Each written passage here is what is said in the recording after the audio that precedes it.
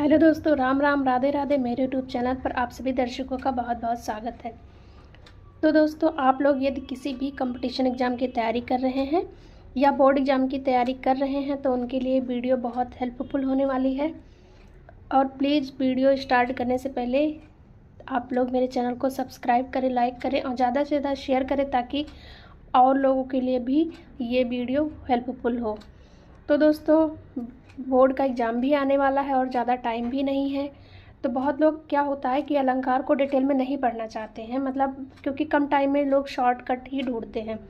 तो उनके लिए वीडियो बहुत ज़्यादा इम्पॉर्टेंट होने वाली है और आप लोग पलक झपकते ही इतनी आसानी से समझ जाएंगे कि आपको उसकी डेफिनेशन रटने की ज़रूरत नहीं पड़ेगी। वीडियो को देखते रहें। तो दोस्तों, चलिए हम स्टार्ट करते हैं इसके ट्रिक। आज का हमारा जो ट्रिक है अलंकार। अलंकार में अर्थालंकार का आज हम ट्रिक, जो अर्थालंकार के प्रकार होते हैं उनके एक एक करके हम सारे ट्रिक को जान लेते हैं।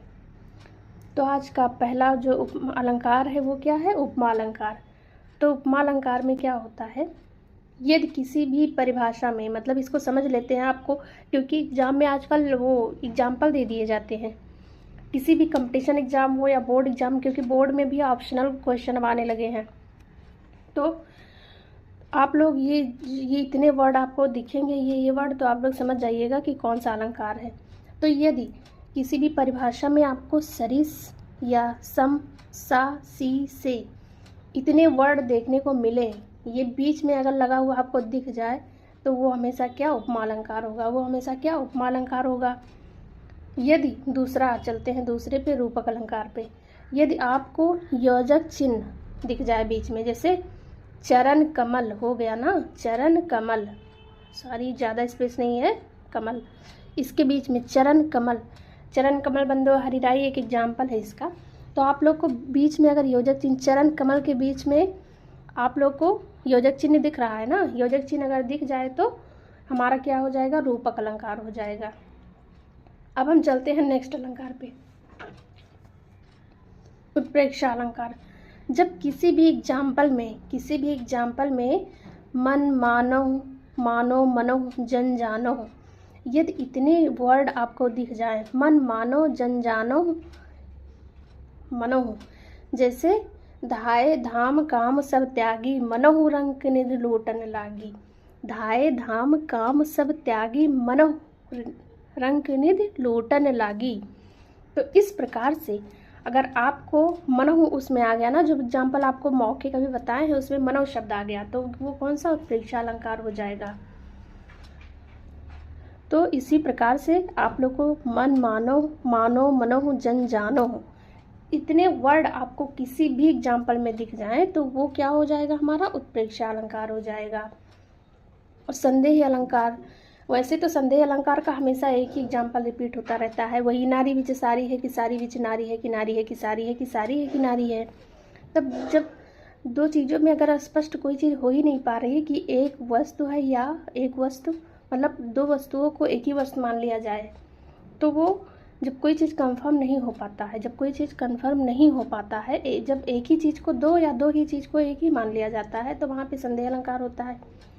आप लोग मेरे चैनल को सब्सक्राइब करिए और कमेंट बॉक्स में ज़रूर कमेंट करिए इसके बारे में। अगर आप बहुत अच्छे से, बहुत सरल शब्दों में, बहुत आसान भाषा में समझना चाहते हैं अलंकार को, तो आप लोग कमेंट बॉक्स में ज़रूर कमेंट करें। इस पर मैं डिटेल वीडियो ज़रूर बना दूँगी, क्योंकि अभी आप लोग मेरा वीडियो जो है ना सब्सक्राइब कर लेंगे। अगर ज़्यादा से ज़्यादा संख्या में लोग जुड़ेंगे तभी तो हम डिटेल वीडियो, क्योंकि वीडियो बनाने में बहुत मेहनत लगता है, बहुत टाइम भी लगता है। तो आप लोग जब संख्या बढ़ेगी तभी तो हम डिटेल वीडियो ला पाएंगे। अब मेहनत भी इतना करते हैं दोस्तों, इतने में ही इतना मेहनत करना पड़ता है, वो एक यूट्यूबर ही समझ सकता है।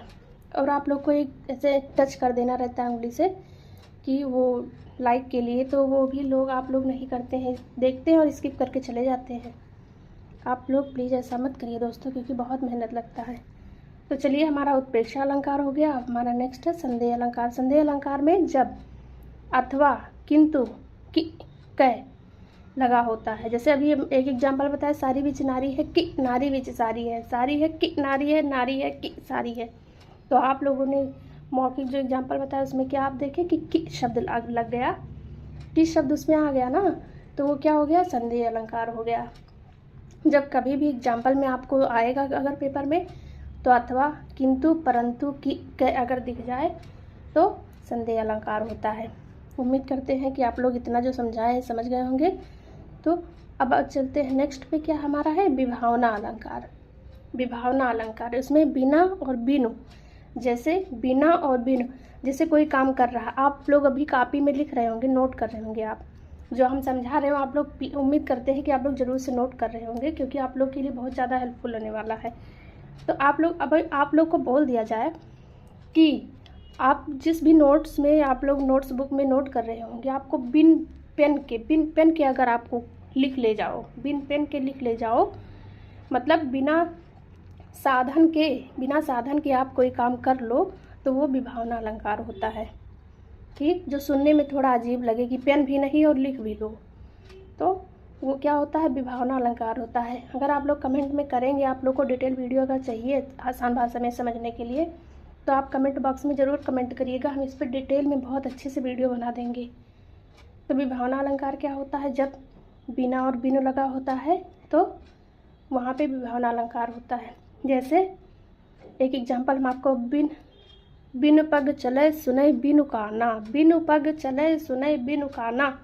तो ये इसमें क्या, एक बहुत आश्चर्य वाली बात हो गई कि मतलब साधन के ना होते, पैर के ना होते हुए भी वो चल ले, और कान के ना होते हुए भी सुन ले।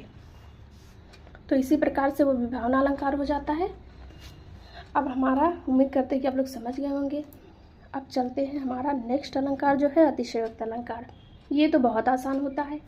जब हम किसी चीज़ को बढ़ा चढ़ा कर कहें या बढ़ा चढ़ा कर वर्णन करें, तो वो हमारा क्या, अतिशयोक्त, मतलब बस बढ़ा चढ़ा कर। इसका एक ही शब्द याद रखिए, बढ़ा चढ़ा कर। बढ़ा चढ़ा कर कहना क्या हो जाता है, अतिशयोक्त अलंकार हो जाता है। तो उम्मीद करते हैं कि आप लोग समझ गए होंगे, और वीडियो में लास्ट तक बने रहने के लिए बहुत बहुत धन्यवाद। अगर आप लोग को मेरा मेहनत कैसा लगा, या आपको क्या नहीं समझ में आया, या आपको डिटेल में वीडियो बनाना चाहिए, इस सब से रिलेटेड अगर कोई भी विचार आपके मन में आ रहा हो, तो प्लीज़ जल्द से जल्द कमेंट बॉक्स में कमेंट ज़रूर करें। तो चलिए दोस्तों, धन्यवाद।